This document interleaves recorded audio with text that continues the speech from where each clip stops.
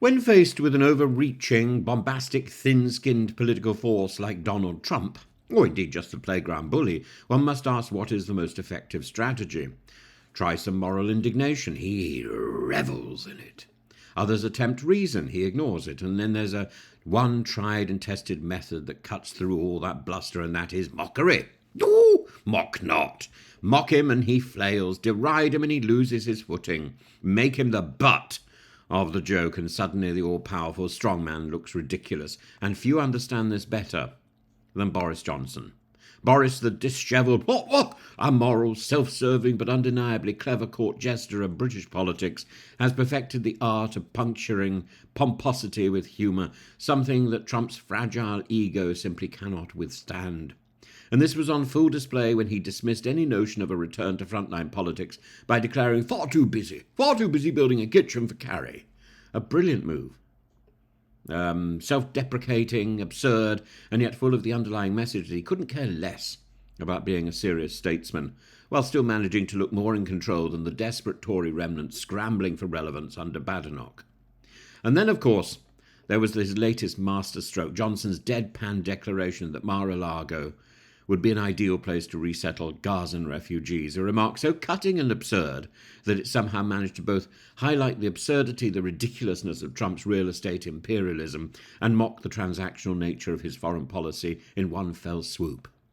It was also a clever parallel to Denmark's recent tongue-in-cheek offer to buy California, underscoring how Trumpian grandiosity is viewed with bemusement by the rest of the world.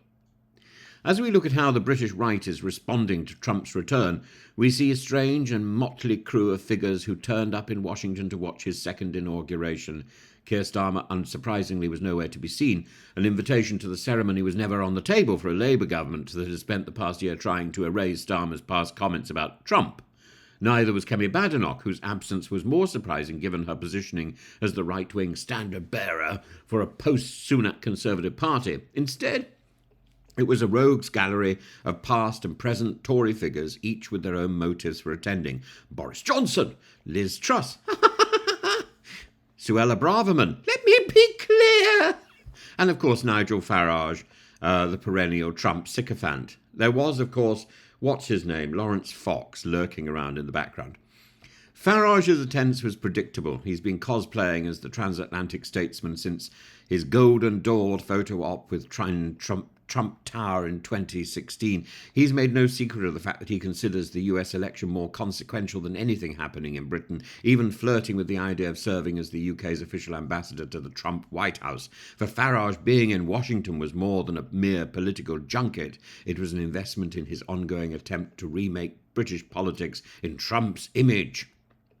More curious were Liz Truss and Suella Braverman, both cast aside in the final moments, not allowed into the inner sanctum, and once rivals within the same government, now fellow outcasts, both were seen to be angling for a new political home. Truss, who lost her seat in one of the most spectacular Portillo moments of the 2024 general election, has pivoted to a brand of hard-right populism utterly at odds with the free market liberalism she once espoused. But she changes her political views with the decade.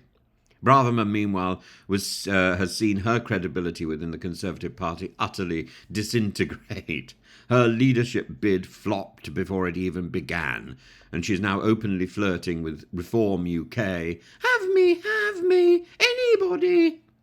Where she and Truss could find themselves vying for a role in Nigel Farage's increasingly ambitious insurgency. So their presence at Trump's inauguration sends a clear message that there's a faction of the British right that believes the future lies in imitating Trump's playbook, turning immigration into apocalyptic political battle, dismantling institutions and cultivating a siege mentality that pits the real people against the establishment.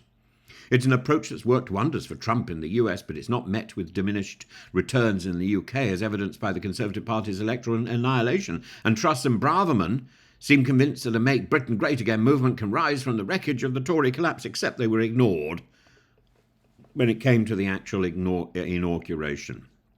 And there, standing apart from all this Desperation, we have Boris Johnson, the only British figure allowed into the rotunda itself.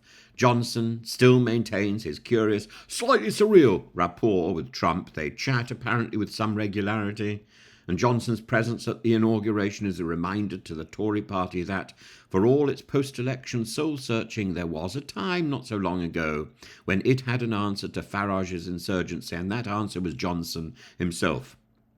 But while Truss and Braverman look to Washington for inspiration, Johnson's approach is subtly different. He's not trying to be a Trump clone, he never did.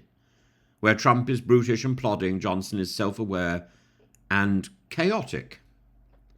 Consciously chaotic. Johnson with the uncombed hair. Oh, bah! Somebody said, am I trying to imitate Johnson? No, as Mrs. Thatcher once pointed out, I think it is I who was influencing him. And where Trump is desperately thin-skinned, Johnson plays the fool with calculated precision. This is why Johnson, of all people, understands how to handle Trump better than any of his British counterparts. Don't fight him, don't try to reason him, laugh at him. For all his faults, and they are legion, Boris Johnson has mastered the art of making politics absurd. And in an era of strong men who thrive on being taken seriously, nothing is more effective than making them look ridiculous. So, as Trump embarks on his second term, perhaps the real lesson for the UK isn't to try to replicate his formula, if you're on the right. Perhaps it's best to do what Boris does best, and treat him as a joke. Recognise that he's the fool that he always has been.